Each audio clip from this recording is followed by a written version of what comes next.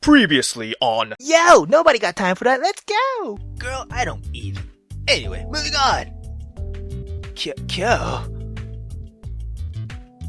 I was at a loss for words. Kyo just beamed another one of her famous smile at me for continuing. But I was never one to make the first move, and I knew that you were scared to do the same yourself. So I knew that this sort of thing wouldn't work out, and Rose, well... Hold on. Who made the first move? I don't think it was Rose. I feel like you made the first move. What? Am I forgetting something? Anyway, moving on. She glanced at her friends. Yeah, I thought I could see a glimmer of envy, but if it was there, it's extinguished almost immediately.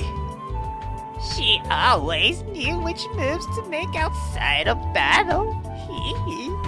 She turned her face to me, setting a hand on my lap. This immediately got my attention. I inhaled sharply and looked over at her. Kyo? So, if I can indulge just this once before I lose all my chances, I'd be honored to be your friend from here on, Kenji. What's happening? And with that, she went silent, moving her face in. I was frozen to the spot, so enamored by her words before our lips met. Hold on. Why are you holding? ちょっと待ってよ, oi. Hold on, girl. Before that, why are you still holding the rope? I feel like you're trying to choke me or something. Damn. I mean, I appreciate our lips are meeting close, right? Yeah, but could you please put down that rope? I mean, girl, damn. I'm not into that kind of stuff. I don't do choke and kiss. Damn. Anyway, moving on. We sat there, my eyes slowly closing at the fear dripping away. I felt her hand go up to my face as the embrace continued for what felt like forever, until finally, we separated. She sat back, cheeks flushed, breathing heavy. I knew I wasn't that much different from her condition at the moment. It took a while before either of us spoke up. Kyo? What exactly? We don't have to speak of this again if you don't want to, Kenji.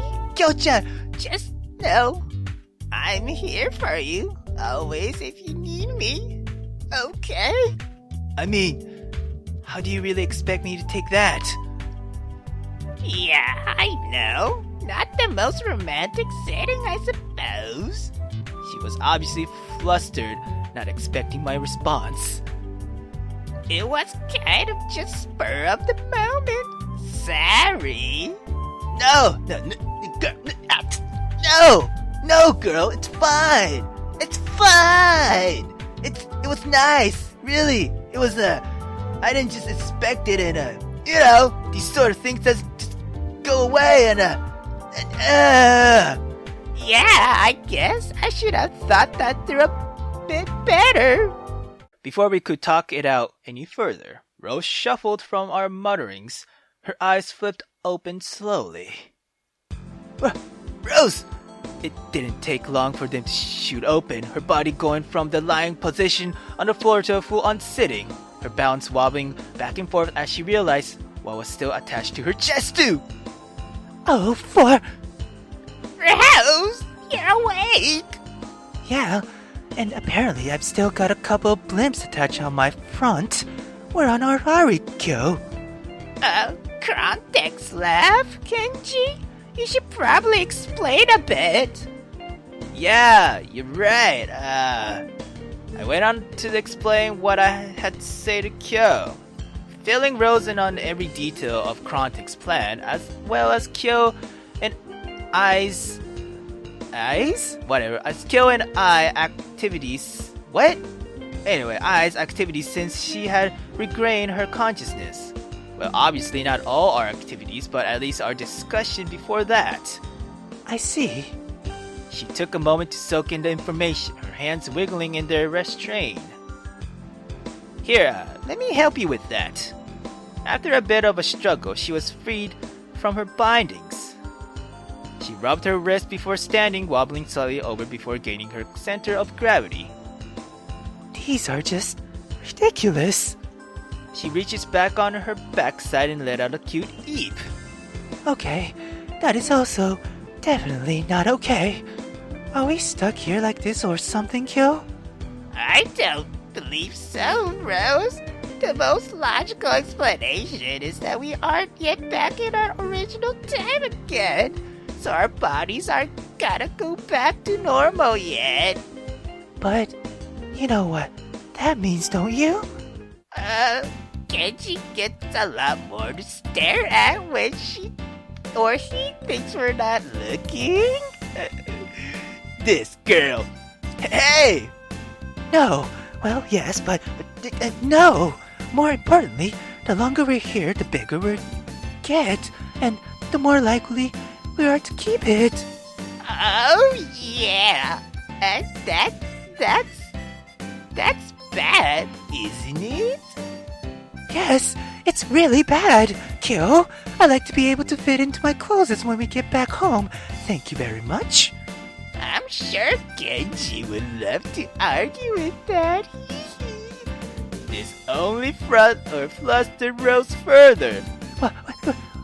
What's that supposed to mean, Kyo?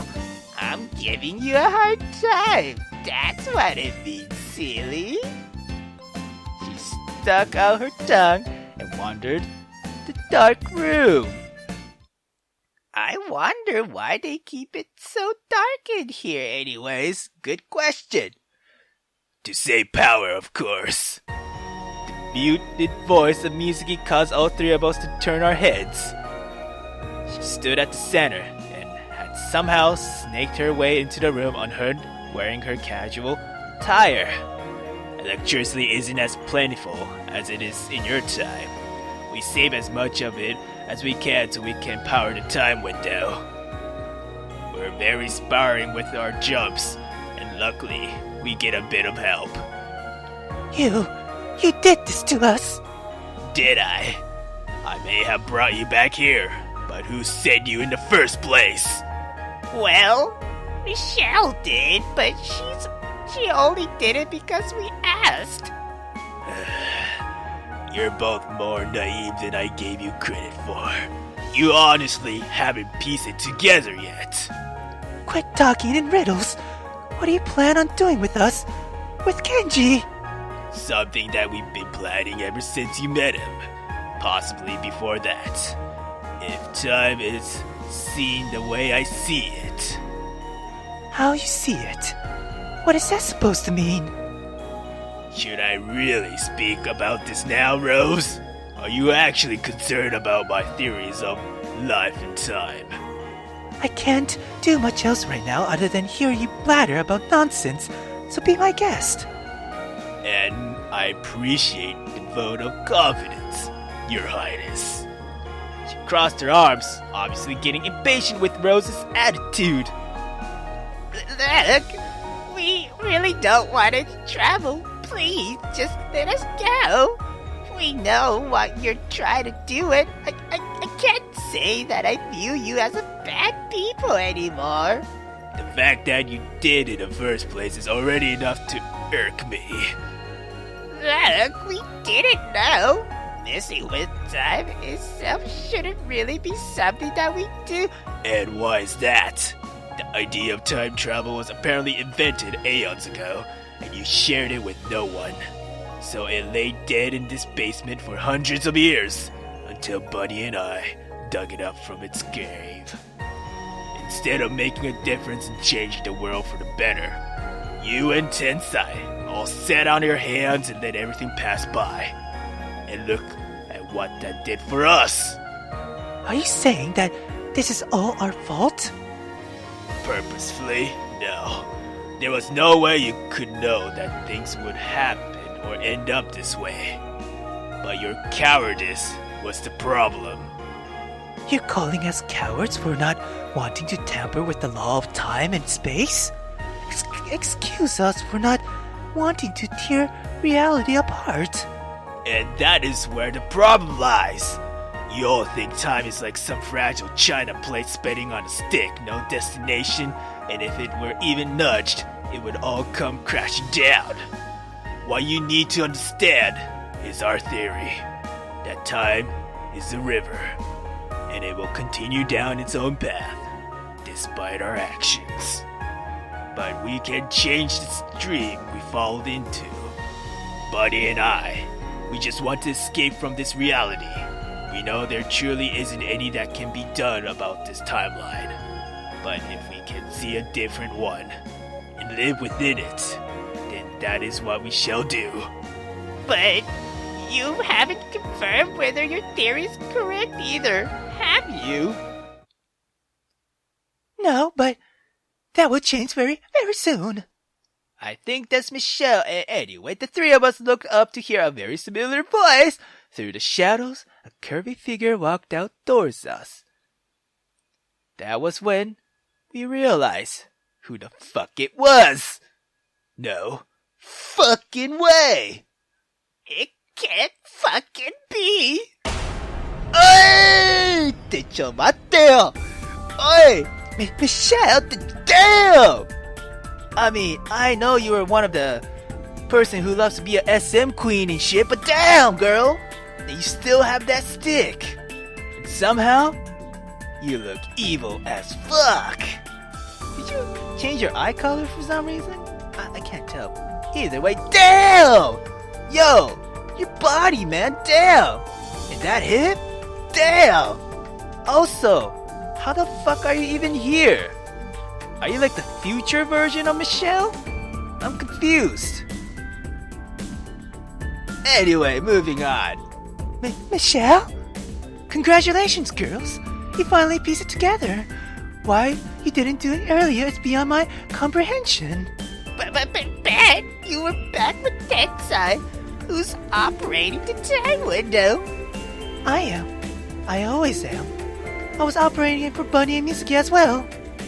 The whole time? Well, admittedly, no. It all started a few weeks ago when I received a distress beacon through the Time Windows interface. A week ago? Or a few weeks ago? Okay then. I decoded it and discovered it to be coming from an unknown period of time in the distant future.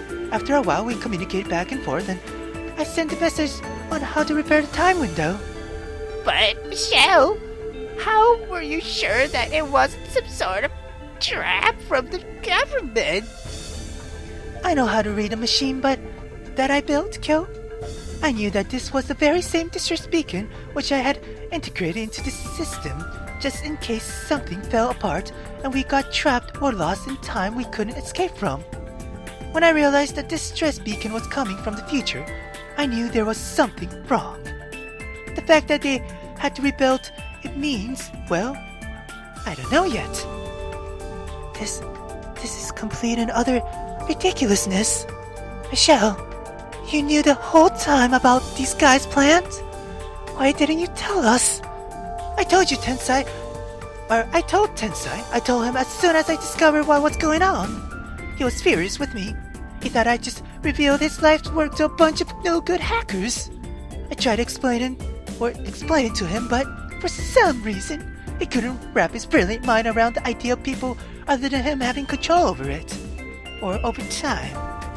At the moment, I thought he was controlling, insane, even arrogant, but I think he was just afraid. I know he kept his invention out of the I know he kept his invention out of the government's hands so that they won't abuse the power of Time Window. So the idea that others had their hands on it, that struck more fear than hope within him. He thought it would become a trend, that people would come back and try to take away his work. He was foolish, but I understand his reasons. It doesn't make him any less of an idiot, however. Don't you dare talk about my grandfather that way. I mean, you have a point, girl, but damn, Michelle, you really have a nice body. I was just staring at it and could you repeat that one more time?